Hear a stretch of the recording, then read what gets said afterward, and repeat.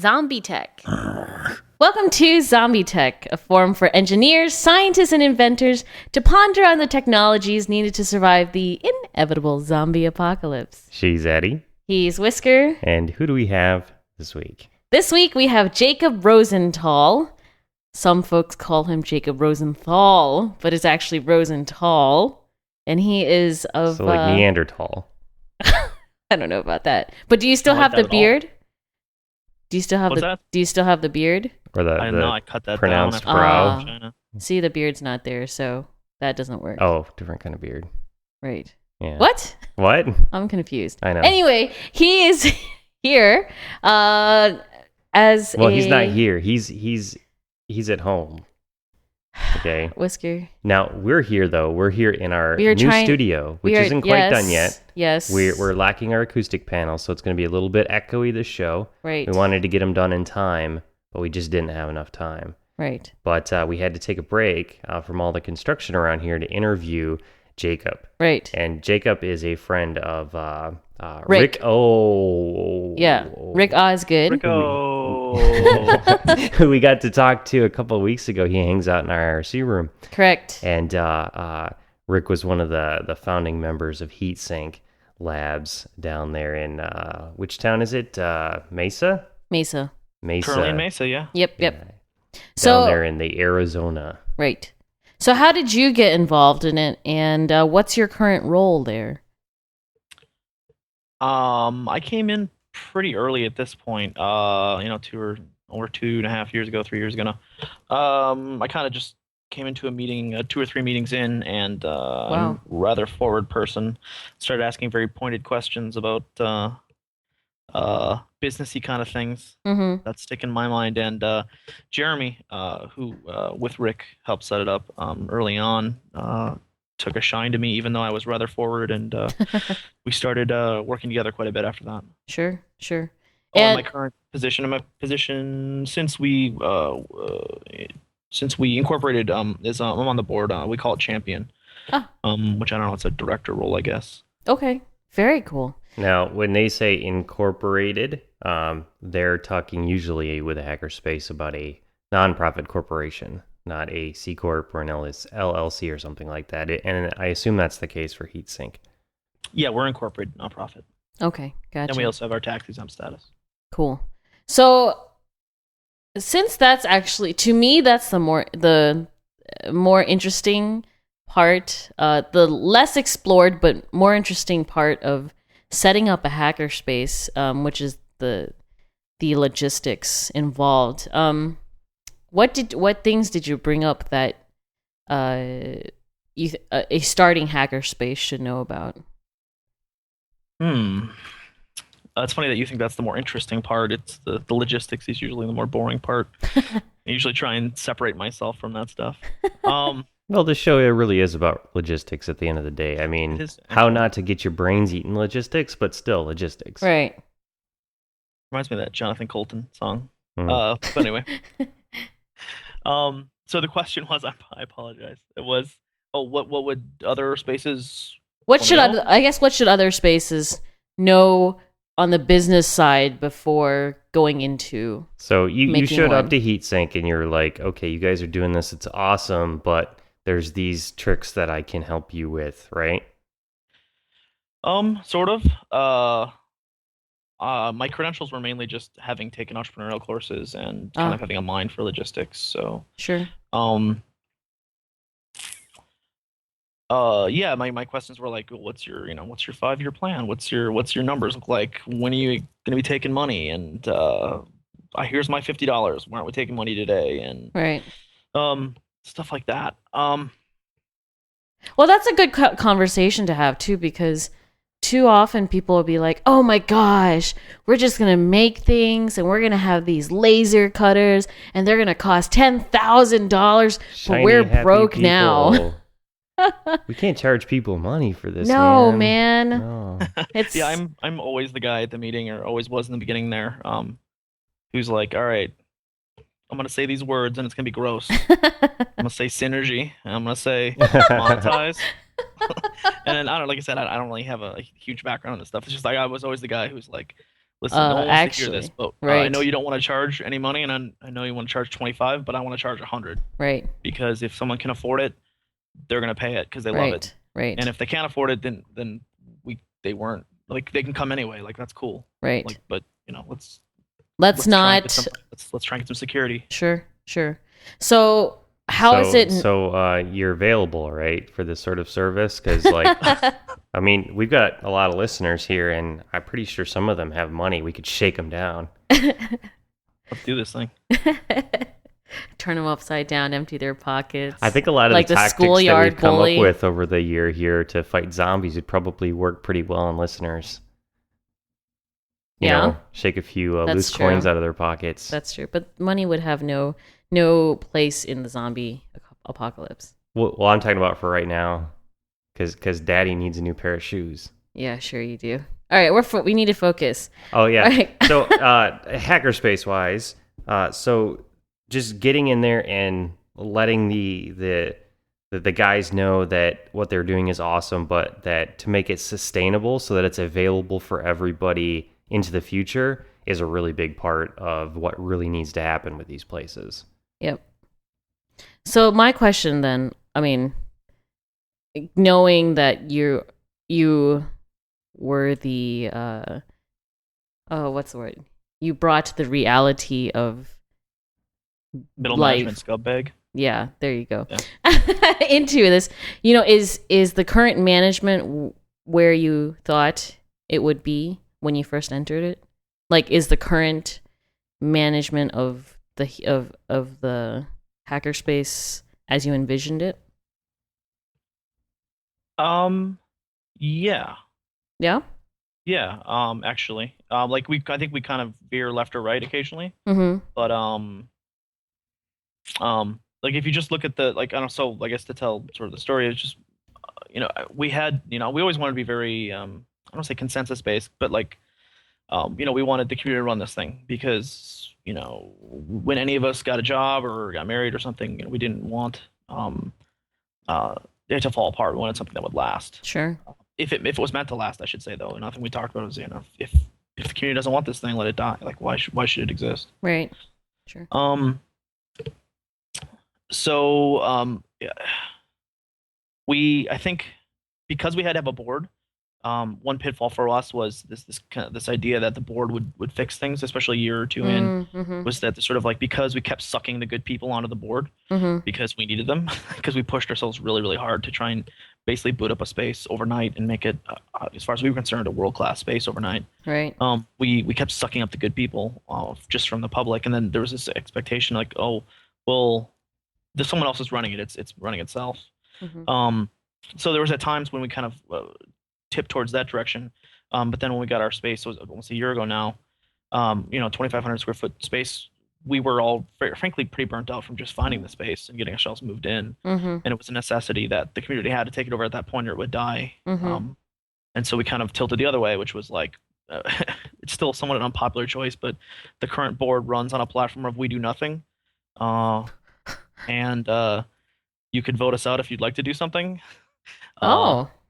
Interesting. But like we're sort of really kind of we pushed it all into we had we always had these monthly board meetings. Actually, they were bi-weekly board meetings to start with, and again that's expectation that meeting was for board members to come to or something like that. Mm-hmm. And that was kind of a pitfall for us, and so it took us a while over this past year to kind of completely erase that, and we've got bi-monthly membership meetings now. Mm-hmm. And the goal with the membership meetings is that again the board does nothing unless we're compelled by the members. So the members make up proposals during the week and over the message boards, and they come in and they vote on every other Thursday, and they basically their vote is to compel the board to do that thing.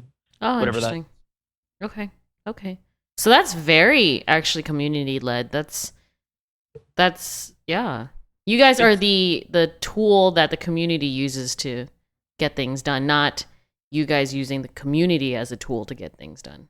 Ideally, yeah. Which is great. I mean, that's a pretty This cool way to do it. form of essentially governance of a small group of people, do you think it could apply in a sort of apocalyptic situation? You mean could that work? Yeah. But I wasn't asking you. Oh. Asking the logistics expert there. It's pretty messy, but there's one time when it's not particularly messy, and it's when there's a big goal or a good enemy. So that's when it runs like a well-oiled machine. So actually, yeah, I think it'd be pretty good for that. For the zombie apocalypse. It's perfect for that. Now, but how do you choose the board members then? Like community chosen? Yeah, we're voted in yearly by the membership. Oh. Now, do you guys have to have like little mini campaigns and stuff like that, or Do you get tiaras? Because tiaras are awesome. We probably don't have to, but we try and take it really seriously like that. Okay. So we sort of try and put something on the group and nominate ourselves and write up what we intend to do for this year and what our plans are for the space. As a way for, especially in the champion role, like I guess what mine and Jeremy's job is in the champion role is to kind of outline some kind of idea for a future that we should build towards. But again, like no one works for us, and no one people can do whatever they want. Right. But yeah, so we kind of lay out a little platform kind of thing, and so we would really like to kind of go in this direction. So far, I mean, there hasn't been as much, when everything's working pretty good, no one really kind of goes against you. No one, like my biggest goal will be for someone to run against us and to displace us, because that'll be when the space is completely running by itself and we've lost total control. My goal is to create something that I don't have control of. Sure. Why not? That's good. I think it's one of the two approaches that can work for these kinds of things. Either it needs to be very community controlled, or it needs to be a single person with a single vision. I think they can both work very well. The problem is with long term, when it's a single person, if they get disinterested in it, the whole thing suffers. Yeah. Or just, you get busy in your life and your relationships and everything else. And the downside to it being community controlled is everything can get very slow and bureaucratic. Can it? Oh, because everybody's bickering. Yeah, you got to take care of a lot of the startup stuff before you get to that community controlled phase. I've heard multiple people in multiple spaces talk about things like, figure out things like what you're going to call your hackerspace before you get too many people involved, because you don't want that to be something that takes 6 months and be a big community and causes argument. Tension. Yeah, settle stuff like that ahead of time. Yeah. So then what's as a board member currently running one of most well-known hackerspaces in the US, what's the good, the bad, and the ugly of being a champion of said hackerspace? The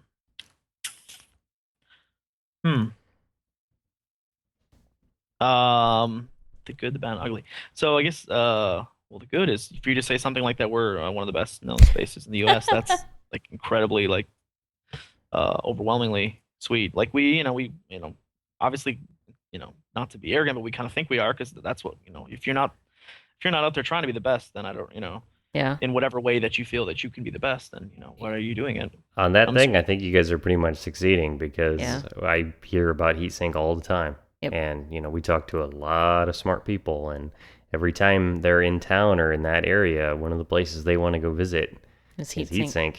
Yep. Like, that's amazing. Like, that's everything we could ever wanted, right? Yep. So the good, the ugly. What's the difference between bad and ugly? The ugly is it's not easy day to day to be an awesome open space. Like, I was just talking to one of our people who like volunteers for us, like heavily, just does awesome stuff every day for us, and he's kind of burning out. And I'm just like, you don't work for me, dude. Like, go whatever you need to do. Like, we can do without you for a while. Right. Take a break. Do what you need to do. Right. So that's hard. Like, we're a very open space. We kind of allow people to come in Monday through Friday, 7 p.m. to 10 p.m. We'd like it to be more than that. We're working on that, getting volunteers for those times. But especially we're on Main Street, so we've got just anybody can come in, Right. And so that's a real challenge for us, especially as we grow here, with the idea of the community kind of coming in, treating us as a service sometimes, and really trying to get our message across. It's really, really difficult.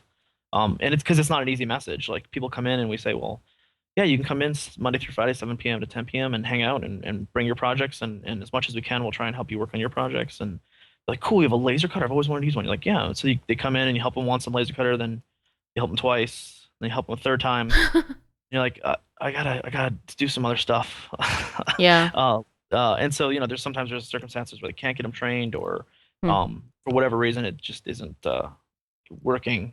And that's a real big burden on some people sometimes Sure. with that being open. It's really easy to kind of close the doors and hang out with your friends all day.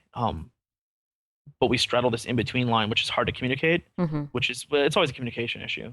Because they're like, well, how much money do I pay? And you're like, well, we don't take money. We Mm-hmm. don't. I mean, you could help. You could donate something. That'd be great. But But it's not like we're a not pay we're per not a service. use. Yeah, like Right. yeah, Right. service. So Right. Right. that's the ugly. The bad. I don't know if there's a bad. I mean that's in and of the same.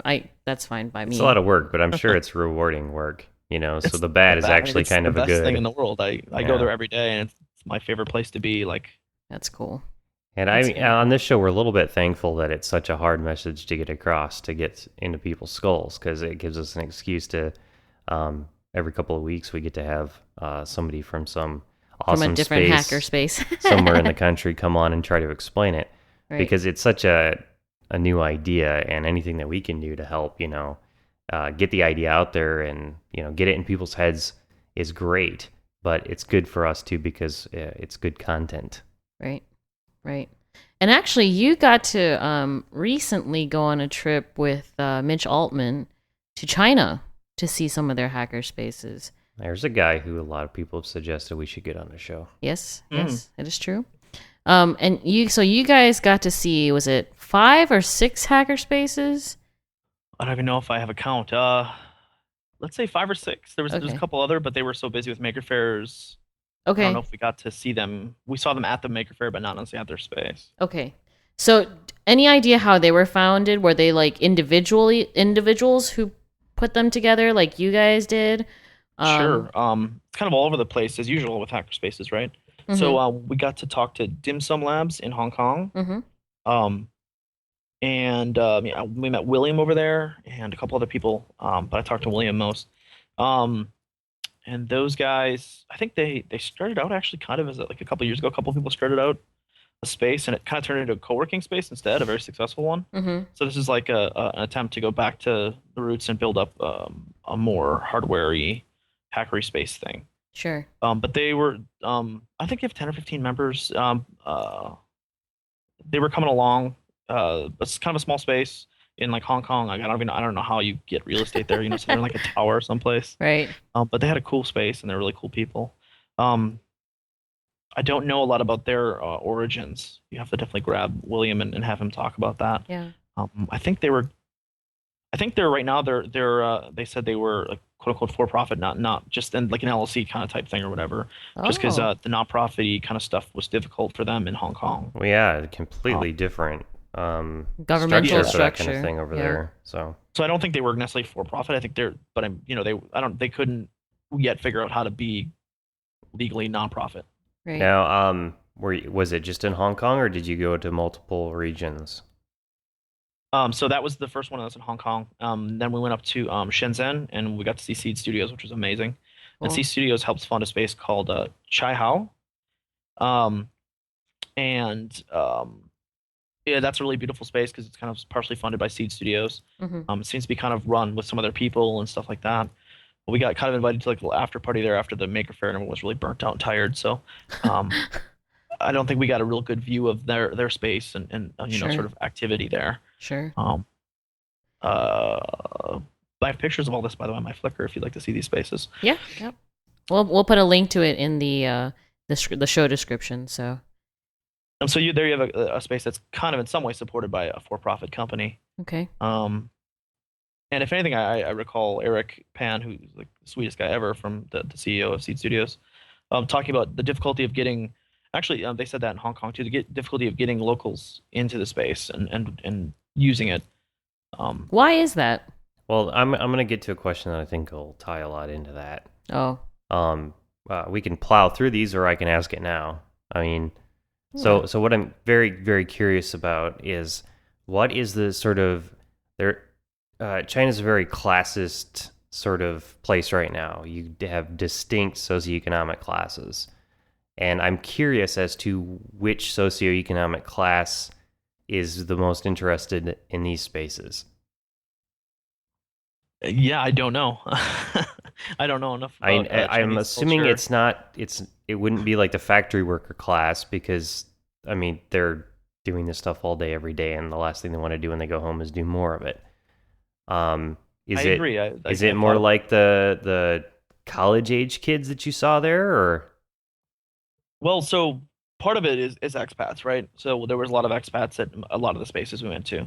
Oh, Like I I think see. Dim Sum had a lot of Westerners or I don't want to say Westerners, expats or non non Chinese necessarily. Interesting. And they were looking at trying to kind of do cool outreach and do workshops and kind of bring in more locals. Mm-hmm. Um, Shenzhen was interesting just because we would go to the markets and one thing that just struck me and I don't it's a small sample but I would be at the markets and at the markets you can buy just from RAM chips to cell phones to just anything you want hologram stickers just absolutely anything you want you can buy Mm-hmm. um and certainly I saw all sorts of businessmen doing all that kind of stuff but what I really saw when I was sitting outside was kids buying computers probably their first computers like teenagers Mm-hmm.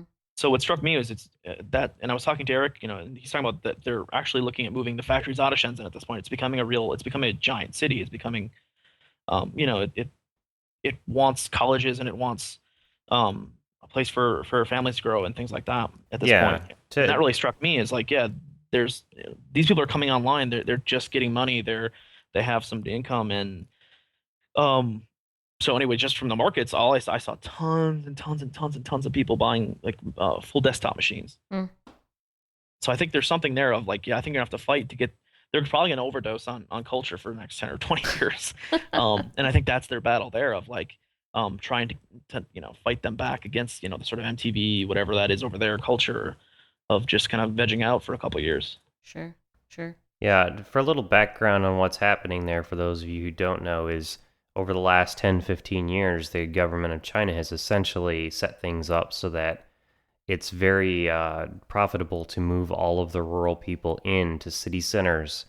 And they're doing a lot of like civic work of bulldozing entire towns, small towns, and moving all of those people, giving them housing in the cities, and building huge hydroelectric plants to power those cities, and putting together the companies to build factories so that all these people have jobs doing manufacturing. But once those people have enough manufacturing jobs in a single family, they suddenly have enough income where the next generation doesn't necessarily have to go work at that factory. They can send them to school. Mm-hmm. And so they really want education for that generation. And of course, in China, you're only allowed to have the one kid. So you've got an entire three generations of people who don't have brothers and sisters. They're all single children and they're all looking for community. So it's just this primed, ripe situation for anything that's social and involves education could blow up huge in China right now. Right. And hackerspaces might be one of the things. One that you do see is like gaming centers with lots of PCs. They can go there, they can rent time on the computers and play games Mm-hmm. because it's social and it's tech and it's fun. So I don't know, hackerspaces might be a potentially good one, but conveying the idea to the typical Chinese worker child, I mean, it's very, very interesting. I mean, it's hard enough explaining it to Americans who have a longer base in doing manufacturing and getting exciting about engineering and stuff like that. Mm-hmm. So And I then, really think that's what they're seeing there, especially in Shenzhen. I mean, we went to Hong Kong, which is obviously a little different. Shenzhen, right across the border there. Shanghai, Hangzhou, and Beijing. And that was specifically the case in Shenzhen, not really so much anywhere else, but definitely there. I feel that that's exactly the case. And that'll be that fight for them. I think that's what they're fighting for with this 100 hackerspaces idea, and is to try and develop a creative class and to sort of develop that right now and not lose a generation to content necessarily. I don't know. so that's interesting because I recently heard well, I don't know, maybe a year ago, I heard that the Chinese government wanted to start up like a whole bunch of hackerspaces Yeah, I remember and seeing that. makerspaces. So one of my questions was for these 5 or 6 different makerspaces that you guys went to, were they either government supervised at all, or were they government created? Do you know if any of those had like governmental influences in them? None of the ones we were are governmental influenced. I mean, not to my knowledge, anyway. Mm-hmm. The Hunter Hackerspaces funding hasn't come through yet, so it's something they're still working on. Um, uh, so the closest to that is so we went to in Beijing. We went to a professor at Tsinghua. No, Okay. I think it's Tsinghua. It's a engineering school. It's like the biggest engineering school, and I apologize if I got it wrong. And they've got something called Toy House. And it's this idea of doing hackerspaces in schools, and to kind of break, sort of shock kids out of subservient, sort of non-creative thinking. Mm-hmm. And they want to do that, and they basically, I think they want to apply for some of that Hunter Hackerspaces funding to do that in lots of different schools. Interesting. And so we got to kind of meet them at the university, and then we actually got to go to a school where they've built their first toy house out just outside of Beijing, or just kind of on the outskirts of Beijing. Wow. And kind of see them, and so that was really cool. There's only like a couple of them, 5 or 10, who are voluntarily hanging out in this room in a school, soldering and working on cool projects and on cool engineering problems. But so that's as close as I'd say to, quote unquote government, because actually that's corporation based. I think that was at Beijing Petrochemical University, was where it was at. Okay. Because they have weird stuff where, like, Well, oil it's companies their have country, universities. the government and the corporations over there are most of the time one and the same. So if I can have a favorite hackerspace that I want to tell you about, Shenzhen, which is Shanghai. And they're the most developed. They're a year old, I think, a month ago, a year and a half, a year and a couple months old now. Mm-hmm. They while we were there, they were trying to move to their I believe their second space, and it was kind of a big cool move for them. Nice. And Minlin, Mitch visited out there a year ago, and got them some big press, and they did lots of workshops, lots of good work over the past year. Really kind of reminded me of Heatsink a lot as I talked to their board members and the way they kind of organize and just how hard they worked at it. Just how it was. In fact, Min, who, like I said, she became our guide. Mitch had contact with her, and she kind of traveled with us as we went and did translation, helped us get cell phones, all sorts of stuff like that. Mm-hmm. So we got to talk to them a lot. And then theirs was a space where when we showed up, I guess we showed up on their, like, their member meeting night or whatever. Mm-hmm. And there must have been 40 or 50 people there, 40 people at least. That's great. And they asked us all to give little 5-minute speeches, and so we all got to give little talks to them. And so that was the space where we went to, and that was the first kind of space we went to, and it was a hackerspace. There were kids in there soldering on something, I don't know, whatever. 2 guys were programming some startup in a corner. Like I said, there was like 30 people there just to see the speeches. There was just people doing hackerspace stuff, and that was the kind of the first time I got to see that. There were, like I said, there were circumstances at other spaces we just didn't get to see that, but this place was a living, breathing hackerspace, and so Shenzhen is really what I consider sort of the model for what's going on over there right now. Cool. And so, I mean, just to piggyback on what Whisker had asked before, you mentioned seeing kids. Did you see college-age students, high school students? Like, what kind of demographic did you see there for who actually went and participated in the hackerspace there? Well, like I said, this is the one where I mainly got to see some actual people in the space, and so I'll speak mainly to Shenzhen. This one had probably 50-50 expats, Westerny. Wow. Kind of people. Okay. And so it's mostly, it really is mostly expats, not hardly any local Chinese. I don't want to speak for them, but yeah, that's kind of how I saw it anyway. Okay. Okay. You saw, a French dude who's working on cool stuff, and lots of people working at Microsoft in Shanghai, or Google in Shanghai, or whatever, those kind of, all those places, tech companies out there. But there was, like I said, against other places, there was 50% locals and local speakers and stuff like that. So that was actually really kind of exciting. Like, they had really done a lot of outreach to make sure they got some kids and kind of local native speakers and in there and doing cool stuff. Sure. Also, the kids, the kids were young. Kids were like 12 or something. Mm-hmm. 2 or 3 kids were soldering. And were they expat kids too, or like the kids of expats, so. or maybe expat parents, or maybe mixed parents or something. Sure. But they seem to be locals. Okay. And then there was just mixed, mixed throughout the rest there. I'd say, lots of grown-up-y people hanging out and talking. Okay. And I'm still quite interested in the government sponsored hackerspaces, were you guys able to talk to any of the expats about their opinions towards these government sponsored hackerspaces and to see what their feelings were on them? A little bit. So I think the interesting thing was that while we were there with Min, her husband was in some news article talking about exactly about this issue about these spaces coming up and how in fact when they talked about the 100 hackerspaces, they talked a lot about Shinchijin because it's kind of one of the ones that are kicking over there and moving and doing some cool stuff. But he was quoted as saying something like, "Well, we don't know what's going to happen." I think he might be Chinese, but hasn't been there for the last like 10 or 15 years. And she's Taiwanese and was in like Brazil and then Canada and then US and then moved back over there with him. So they're kind of expat-y too. Sure. But he was quoted as saying something like, "I don't know about these spaces. We don't know, He kind of had the hacker attitude of like, we don't know what the government's going to do when they make these spaces or if they're going to stymie us or we don't know when. And he was kind of quoted outwardly as being uncomfortable about that. And I remember Min kind of scolding him like, "Why do you want to stir trouble?"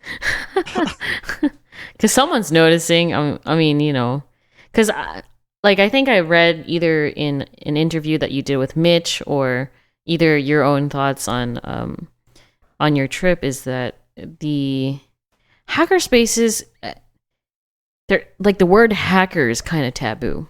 Yeah, especially over there actually. So I got to talk to them a lot because at Heatsink we took the word hacker and we kind of ran with it. We want it, yeah. Yeah, you got to take it back. But we also know that it means we have to do another minute of talking up front. But that's okay only with us. for a couple of years, Yeah. If we're in a situation where the person just wouldn't get it, if we called it a hackerspace, we'll call it a workshop or whatever. Right. Sure. I think we should definitely all work together at all of the spaces to keep hacker in the name because it's that word has been absolutely stolen from our community, and the only way it's ever going to get cleaned back up is for us to say, you know what?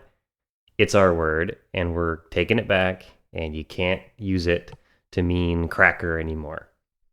Yeah. Sure. And I don't want to be a zealot about it, but like I'm not scared of it. Like I'm not scared. Like I like confrontation. I like having a conversation. If you can stop someone and they ask you a question about it and go, "Do you mean hacker like a bad hacker?" You just got them. You get to tell your story for as many minutes as you want. Right. That's a good thing. Right. But so I kind of talked to them over there. I'm like, "What do you mean you don't call it a hackerspace? What do you mean it's a maker or whatever? Makerspace. No. What is all this makerspace nonsense?" Right. But like so the way it was explained to me that hackers, if it's taboo here, it's really taboo there. And it has like no other connotation there. It literally means like black something or other. It means like the dark something, dark acts or something like that. And it doesn't have the other sort of redeeming thing to fight for them. So it's just not something anyone I talk to is willing to fight for over there. They have other battles that they want to fight, and that's not one of them, sure. Which I respect. Sure. You got to pick your battles with the Chinese government. Yeah, and I think that's fine because it's not a word that's important to their history of that culture, but it is important to those of us who've been in this culture since its beginnings Inception. in the 80s with the the small computers like the Commodore 64 and whatnot when we were hacking on them. Yep. Some of us were also cracking on them, but that was something different. Well, that's cool. And then if we were to go as tourists, will we just be able to walk into these hacker spaces? Are they open to the public like ours are open to the public? Again, I think it totally differentiates. I think the last space I didn't really get to tell you about was in Hangzhou. It was in a school. It was an arts media school, and it is called Onion Capsule, and it's a student-led little organization hackerspace inside the arts media school there, and they were doing like ridiculously awesome stuff with just like I'm a huge like electronic music, noise, performance art geek, so like that's what they were doing, and they were showing me these amazing videos of all this weird performance art, noise.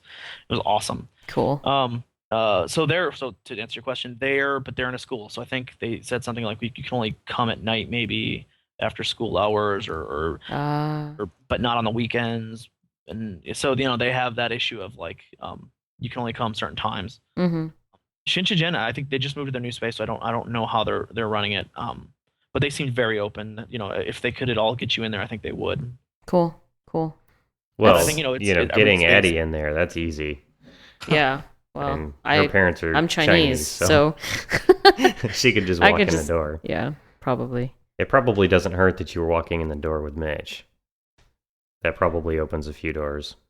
Yeah, And closes definitely. some Mitch- other ones, probably. Yeah, that's the thing. We don't, I don't know if we were interesting to anybody or if we were boring to the government. We didn't have Problems. any problems or any problems or any benefits that I know about, other than awesome, cool hackerspace people who obviously had heard of Mitch and wanted to come hang out with us. But I think they wanted to come out and hang out with foreign hackers no matter what. Sure. Now, speaking of Mitch, like I think he went there and brought you guys to see the manufacturing plant where his TV Be Gone is made. So that was our goal. Sadly, that's not exactly what happened. Oh. We went and talked to Ethernet, which is the company who does his manufacturing, but they took us for whatever reason. The electronics manufacturing wasn't available to us, and they took us to metal manufacturing facility, which kind of boring to me because we have like awesome metal like a friend of ours has a massive metal manufacturing here in Phoenix and does like tons of free work for us all the time. So they showed us like a 2.5K laser and giant mills. Yeah. And I'm like, yawn. I've seen a 4.5K laser. Yeah. So that was somewhat disappointing for me. But we got to see Seed Studios and talk to Eric a lot. And we got to see Haxolator, which is the incubator that's running inside Seed Studios or in the same facility as Seed Studios right now with a bunch of hardware accelerator startups. It's kind of a shame that you guys didn't get to see that because recently I actually got to go with a electrical engineer, Joe Grand, to tour Parallax's manufacturing floor, and they're producing one of his boards for him. So he got to watch all of the pick and place machines running and the conveyor belt for heating up the reflow and the washing machines and all that. Stop rubbing it in. And he knew that his stuff was going to be produced on these machines shortly, his new product, the EMIC 2. And it just the look on his face, the absolute glee of getting to watch the pick and place that was going to put together his boards was just great. Yeah. Yeah, I think we were all pretty disappointed that we didn't get to kind of see some factories. We kind of got pushed through to the way the schedule worked out, and I guess the runs we had with the Chinese government was that I think for both maker fairs, the government like took over the facility for that weekend that were supposed to be held, and then like they had to change their dates because just by the way someone in the government wanted it or something, or were purposely messing with it. I don't know. Yeah. So like dates were kind of moved around. So originally it was like a 3-week trip, and it had to become a 4-week trip for a lot of us because we wanted to try and they pushed the maker fair back a week. So anyway, the point is we got kind of really rushed through Hong Kong and Shenzhen, which is where I wanted to spend my time. Because I don't know, just those two places were most interesting to me. And then we spent a good week and a half or more in Shanghai, and then at least a week and a half in Beijing or something like that. Maybe a week in each. Even though two of them are close to each other, those 4 places are so different from one another. Yeah. Yes. Yeah. And did you get a chance to walk around outside of your little American bubble? Yes, definitely. So we didn't have a lot of money. Or I mean, I guess I don't know. We could have. I stayed in Hong Kong. I went and stayed in a really nice hotel because I really wanted to overlook that skyline and just live the Blade Runner lifestyle for one night. That was a goal of mine. But generally speaking, we stayed in very cheap hostel-y kind of places and about $25 a head. Often 2 people per room. So we were staying in I would say best case scenario, sort of let's say like low level businessman like kind of hotels and hostel-y kind of places, you know what I mean? So I don't feel like we were in a bubble pretty much anywhere we went. And then we had good, like I said, good locals, in Shenzhen, we had Eric Pan taking us around and talking to us. And we had Min in all of Shanghai and Beijing. Like I said, we had a week of just doing whatever we wanted, wandering around. So I don't feel like we were really in too much of a bubble at all. Cool. That's great. And were you there long enough to pick up on the differences? Other than just like geographic and buildings and stuff like that, because the cultures between those two places, those 3 major areas there are very, very, very big. And they don't even speak the same language. Yeah, so that was the one that I didn't pick up on because I didn't even really try to speak the language. I was like, whatever. The food changed too. I really enjoyed the Szechuan while we were in the South. That was my favorite. I don't really like Chinese, so it was a kind of a challenge every day for me. But the Szechuan is like just basic, tons of peppers and awesome like beef and meat and That's awesome. So that obviously changed. But yeah, like, a couple of our speakers, as soon as we got to like Beijing, we're speaking Southern at that point, and totally got snubbed on some stuff, and we're like, why aren't you're not speaking the Queen's English or whatever do they call it over there? Yep. So yeah, it definitely seemed like they were kind of very snobby in Beijing, and less interested in foreigners in some sense. Well, that's because they actually have quite a lot of them. I mean, they have, from what I remember, in Taiwan at least, you'd have commercials in like German and French, and that was nothing. That was just every day. And I would not be surprised in Beijing and Shanghai if they had all sorts of different foreigners. They're not just American and they're completely like global cities now. Yeah. In Hong Kong, I mean, half the people there speak English better than we do. So yeah, totally. Hong Kong was awesome. Like I said, I was traveling on cultural imperialism, so I loved Hong Kong the best because like you could shoot over to Shenzhen, hang out there. Everyone speaks English. There's totally Western stuff to do if you get sick of Asian stuff. It was pretty awesome. Cool. But yeah, like Shenzhen has that incredible like energy and sort of that migrant churn. That was my big kind of takeaway from that city. You could just tell how fast it was growing, and the other thing about Shenzhen is weird is like it's these giant city centers all like miles and miles apart. Did you see that? Did you notice that? You drive like 20 miles on the highway to get to the next like thing, and it's like we're still in Shenzhen. They're like, yeah, like presumably just like these spread factories that all had these little separate areas, and they started growing into little whatever districts. Clusters. Probably. That's funny. Interesting. Yeah. And Shanghai was very modern. Shanghai. So I would say if Beijing was slightly annoyed by tourists in some sense, Shanghai. They're annoyed by everything. Shanghai was very very global, very not interested in you and not disinterested in you. Sure. That's a Cantonese speaking town, right? Shanghai, no. No? It's Mandarin. Okay. That's where my parents are from. Please. They seemed very global and very very very with it. I was just going to say, if it was a Cantonese speaking area, they may have just sounded annoyed. No, that's true too. Yeah, Cantonese can sound a little bit because of the tones and the way they use tones. Everything sounds angry sometimes. Yeah, occasionally. So then, for the to get back on, so for the I know what you're talking about. I've made Addie mad before. Right? Yep. So for the metalworking area, a lot of times here in America, we're like, oh, that cheap Chinese construction, or oh, blah, blah, cheap Chinese construction, oh, crappy Chinese construction. Did you notice many differences between what you saw and what you have seen here? I mean, besides obviously the differences in the size of the mills or whatever, but like, did you notice any fundamental differences in that respect? Not there. Okay. In fact, not that was visible ever. So we bought a Chinese laser cutter and imported it a year and a half ago now. And so I'll speak more on our basis of importing something Chinese than really being there. Sure. But that was that. I think they have fine capabilities and fine quality tools. But like with our laser cutter, it was like this shoddy assembly that they just didn't care about, and like so quality assurance. The original, that and then just like the original design drawings, the original engineering drawings that made things the way they were because there was reasons. Like they don't remember what those look like, and they're just like, whatever, put a bolt here. And you're like, no. If you put a bolt there, the whole carriage can't move now. It's just like whoever's on the line is completely disconnected from whoever's in whoever designed it originally, which is a perfectly fine design. I'd say it's a bit like your sliding compound miter saw that you bought, Addie. Piece of shit.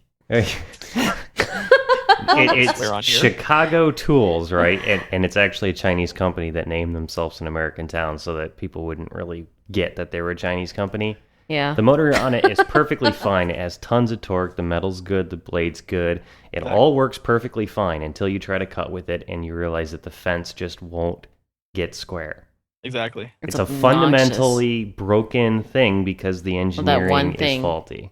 That one. Actually, like I said, in our stuff, the engineering was okay. It's just that along the way, the application of the some engineering, idiot I should engineer, say. like they fired the original guy or he quit to start his own company, and like they put another engineer on. He didn't understand what decisions were made, and there was no notes left. And so he's like, I don't know, just put a bolt there. Like, you need to bolt the thing out, put a bolt there. And you're like, no, but if you do that, you take away 50% of your range of motion. Right. I just don't know why they can't just replicate it. Just replicate it. We're paying you. Well, they can replicate it. So I think that's where they're good at getting the original kind of like awesome design. But like then it has to change after the replication, right? And now you don't know why the design decisions were made. But why? So they replicate it, and then they're like, yeah, but the customer really wants it. If we can make another $1,000 if we can make it cost. If we can add an extra inch of motion in this direction, because we move into a different class machine. And like, okay, we'll just make that happen. Put that extra thing on there. But by putting that thing on, they break two other things because they don't really understand it. Right. But so that's based it's kind of like when you try to do microcontroller code on your servos, Addy. What? You don't Are you completely hating? Understand. Are you hating? So you'll get one thing working, but you'll break three other things. You know, it's just like when you're going into it in that sort of, I just need to do this one thing, but you're not the original designer.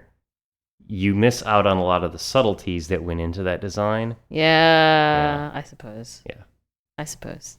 All right, so you were mentioning, one of the, like, in the chain, like an engineer quitting, going off to form their own company. Now, in our maker community, a lot of people have the eventual goal of making it on their own, like whether it's through making kits, consulting work, that type of thing. There, like with either the expats or with the local Chinese, do you see similar drives in that community? I know it's kind of veering on. Yes, because with the expats and stuff, yes. But I think that's what Mitch's message was. Mitch's entire reason he felt he was brought there, and also the message he had for them was, if you look at like my blog I interviewed, and I got to talk to him a whole bunch when I was there, but like was that this idea of the best way you can make the best China is by being happy and doing something you love, and you should go and do that right now. You shouldn't wait. Mm-hmm. So that's exactly what he was there for. So I don't know if we saw a lot of it. I think that's what his message is, and that's what we were presumably brought there to say. Sure. Okay, cool. I guess everybody is the same at the end of the day, regardless of government. You listeners in China, we really, really like you guys, and we like that you guys are getting into this kind of hacking stuff and doing engineering from scratch stuff. Get your friends in. As much as we appreciate all of the design copying and making things less expensive and scaling up manufacturing work that you guys have done over the last 20 years, it's time to join the party and start engineering things from scratch and doing that side of things. So that you can come into the future with us and sort of move forward and create that intellectual class, that maker class, if you will. Yep. That was really Mitch's message, and it wasn't even, you don't even have to see it as come join us in the future, as much as even like hey, our economies are kind of crap right now, and if we go down, like, what, you can't sell crap to us anymore. So take that creativity you're using it, you're to do copies and to do amazing reverse engineering of things and all that. That's all creativity. That's all amazing work. Put that towards things that you love and things that you want to work on, and new things and things targeted to your own people. That's and then maybe manufacturing will come back to the U.S. I think it's good for both sides, It is. when they start targeting their own market, and we can get back to targeting our own market, because the really cheap labor has actually left China at this point. A lot of the American manufacturing companies that used to outsource their stuff to China is now starting to move it back home because it's cheaper to do it here.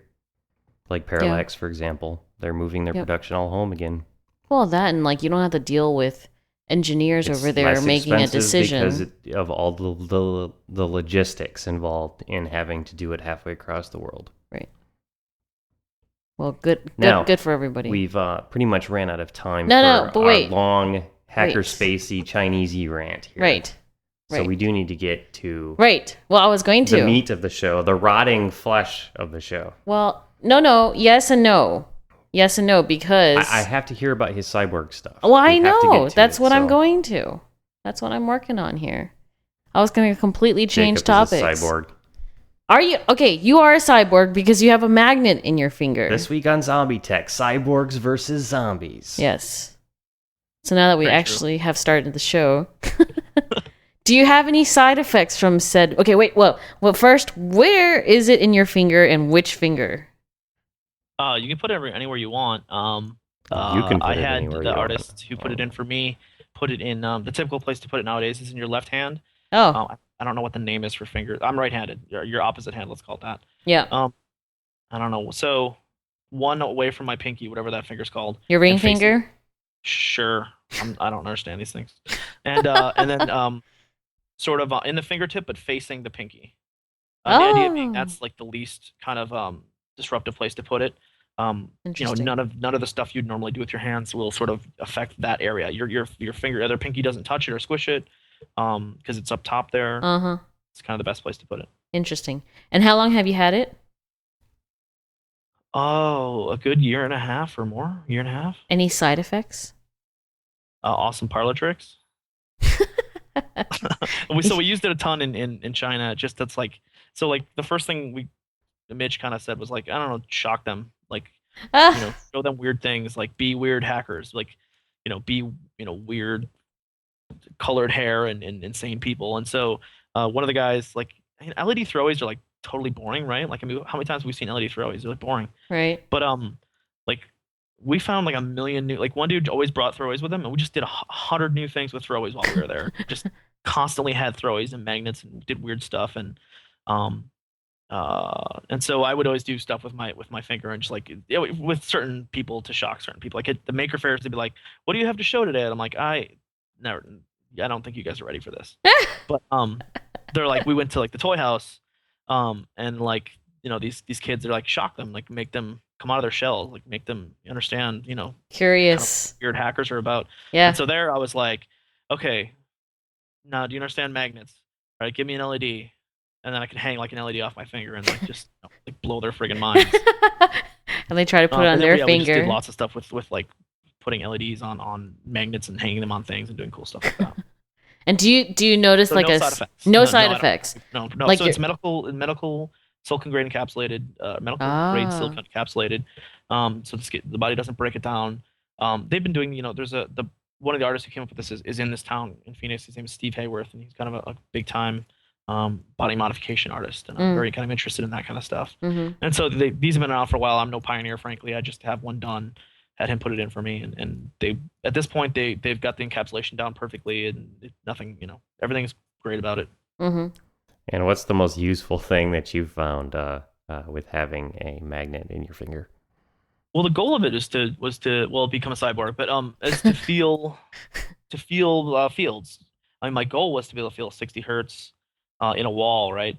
Would be like best thing if I could feel if a wire was live or something like that. Mm-hmm. Any luck? It's not quite the case for me, sadly. Other people claim that they can. I can't. But I can always find, like, if your laptop has a fan, I can tell you exactly where it is. Like my finger like vibrates to the fan. Really noisy transformers, AC adapters, fans, motors. I can always kind of feel where they are in the case, or like a couple inches away from them. That's kind of a fun trick and a fun sense to have. Oh, and then the theft things, like the things you have to walk through when you leave. Yeah. Crappy big box. Yeah. Those tend to vibrate my finger too. So like as I walk through those, I can kind of tell you if they're live or what kind of frequency they're running at because I can kind of feel them. Weird. Yeah, that's cool. So cool. Are you gonna do them in your other fingers, you think? I don't know. So I think it might be losing some power. I mean losing some power. Well, it's 50 Gauss, and I'm not sure. Well, so one thing, so I do weird stuff with it all the time. So like literally, I was just doing this robot. We had to make 5 robots for a play, my partner and I, and I was hot gluing magnets onto something else, and I wanted to get the polarity right. So since I have a magnet in my finger, I can just attach a magnet to my finger, hot glue the back of the magnet, and then push it onto the surface. Mm-hmm. So that's like a cool, weird superpower like I get to have. But if you heat magnets, they lose power. And so like I swear, I think I heated it too much, and I think I lost a little power there. And I think just weird stuff like that is starting to reduce its power. And so I might get another one just to have a fresh one and see if I feel like it is losing power, or if I'm just imagining that, or something like that. You need to change your batteries then. Maybe. I see. Would you take it out? Would you get it taken out? Cyborgs, tell ya, taking over society. Sure, I could have it taken out. And probably Oh wouldn't be a big deal. It's man. just it's pretty close to the surface there and Yeah. removable. Because I'm a nurse as my day job. She So works with this cyborgs all the just, time. I mean, I do. They have like She works in artificial hearts. cardio, so Right. LVADs and pacemakers and all that sort of thing. Right, right. That's awesome. We need more of you helping us do weird things to our bodies, not die. But you should see my face. I'm between fascinated and like mildly horrified because like the risks of like, I don't know, you've heard. What? Risk of Well, what? I Name it. mean, okay, granted, you guys now have like some sort of coating on said magnet, but I think I heard a story about somebody like not, they just picked up a random magnet somewhere and stuffed it in their finger and like it started dissolving or something. Yeah, the body will break them down, and we Yeah. don't know what happens then. Yeah, but like, Grossness. You know why we don't know what happens? Is because no one does these kind of experiments anymore. We've got to get back to the time of gentlemanly science and back to the time of drinking mercury. And Madame And- Curie. Hell yeah! And so like the thing I always heard is people using hot glue as a Oh my gosh. as a an encapsulation method to keep the body from destroying. What? Are you Terrible. Cutting themselves and putting in Are you kidding me? encapsulated stuff. Oh, So I'm my not gonna do that. But hey, Thank I'm you. glad they're out there.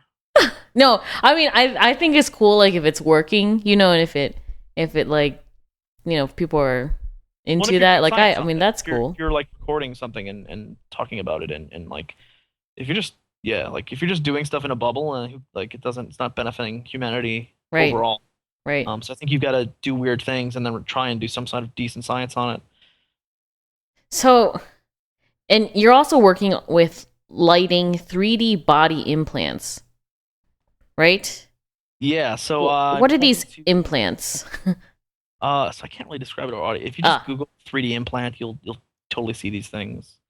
And our goal for the past year or so has been to develop. So basically, the artist I'm working with doesn't want to implant electronics right now. Ah, okay. I do. So I'll work on him on that. But so the idea is he had was well, can't you just can we just shine light Oh. through an implant and do some Yes. light based animation kind of stuff. Yes, yes, yes. So if you Google 3D implant, you'll see those, and the idea is can we light those? And so I'm not really releasing anything yet, but I've got some videos with some really cool, I think cool results, and we've got kind of a watch design. That's kind of why I went over to China, was to look at how to take this little. It's basically Arduino based, it's LED. There's nothing really fantastic about it now. It's all open source, but the idea is can we blink lights into these body mods and have them light up and animate? Now, has the body modding community, been interested in things like this? Like Well, so electronics, and I'm sure a lot of people would be very happy to get tattoos that light up, for example. Yeah, my supposition That'd is be like cool. I really want to do ubiquitous computing stuff, and my supposition is I can sneak it in through the body mod community because these guys are willing to do anything. Because they're awesome cool people who want to be transhumanists and want to live in the future sure, more than sort of typical people. sure. So that's kind of my long-term goal. The short-term of making something light up isn't particularly, I mean, it's awesome, it's really exciting, but yeah, There's a the future longer to term- there's a future to it. It's not just look, it's pretty right now. Exactly. I'm really interested in like functional mods and making things functional. Like I don't have any tattoos or anything like that. I'm kind of a boring person. I just have this magnet because I thought that was really cool. You're But I like the want stuff- designer. Yeah. Yeah, you're like the designer. I mean, like, like fashion clothing designers, they usually look like crap. Yeah. It's their models that, have the clothes that they've designed. So it's in the same way, you don't have to have tattoos or glowing things in you to be able to design said things. And So- we're nearly out of time, so we This should is probably horrible. get to Okay, the... let me get one more question in. One more question about these body mods. And then we can get into the actual ZombieTech questions. Okay? All right. Where do you see these body mods going in 5 years? Oh, logistics, man, you.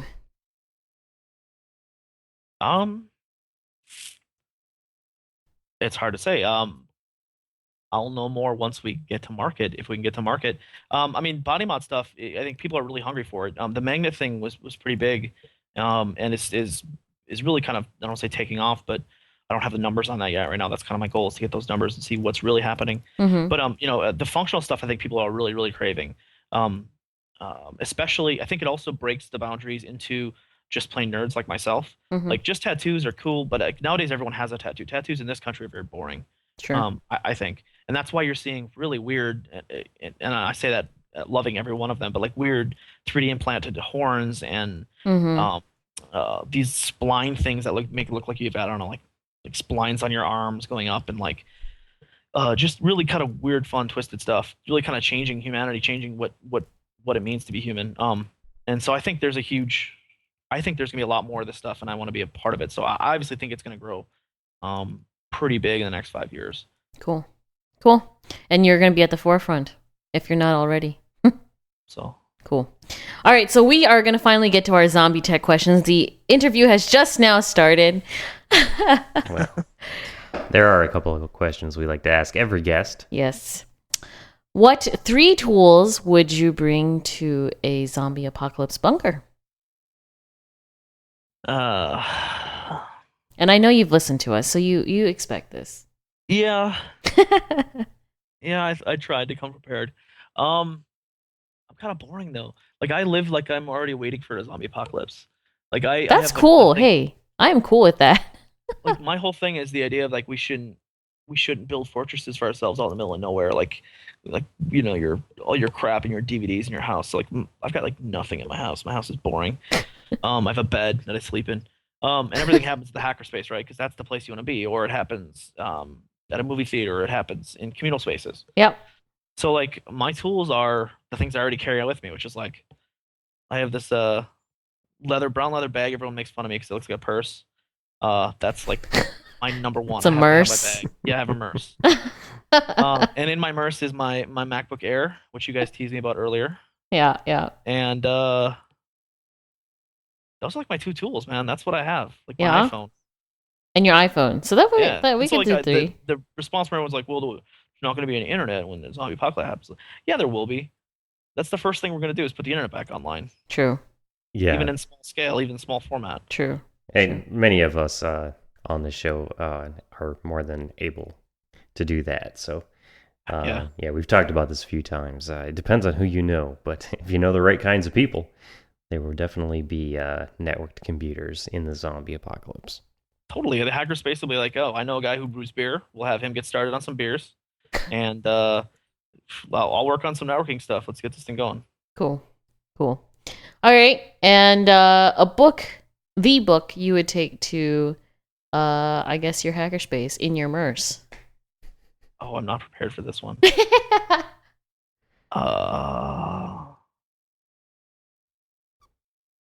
What is people's normal answer? What does it lead towards? Like, preparedness or like escapism, or? It says a lot about a man what book he chooses. So I don't know if I can give you hints, but there are no hints. Yeah, no, I can't say anything. It's very revealing. So I was talked to after a few of the episodes about how I give too many hints.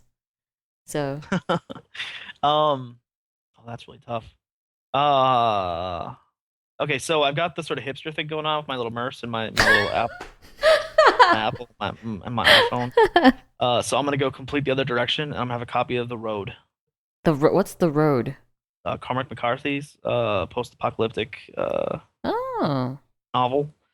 Oh. It's about a father and son who are trying to survive, and the kind of world that they encounter as they try and live through whatever the hell happened. Cool.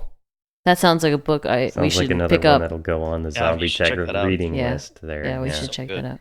You should, of course, check out Feed if you haven't already. Yeah, Mira Grant, Feed. Excellent.